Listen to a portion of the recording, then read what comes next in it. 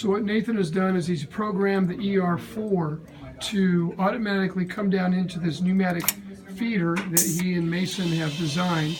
The feeder spits out one Jenga piece. So here comes the robot, but because of some issues with the size of the robotic arm, we have to do a little two-step process to pick that piece up.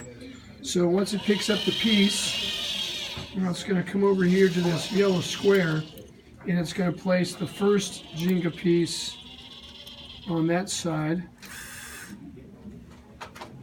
While we're going to the next piece, you can see all the wiring that they've done over here.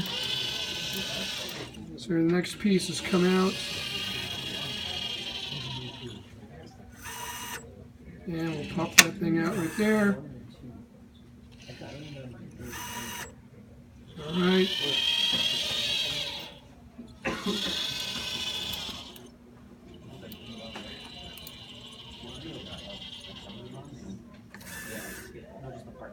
They had to really get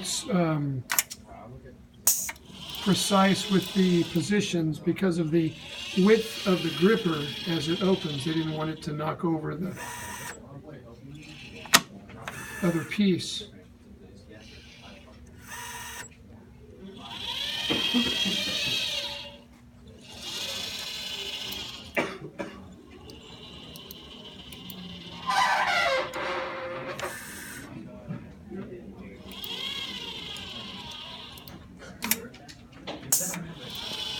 Now we're going to take a wide view back here so you can see the entire work cell.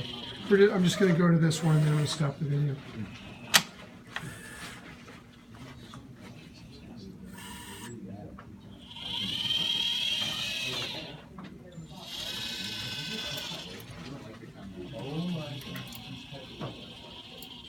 So that's as far as we'll go on the video, but it goes 2 more layers.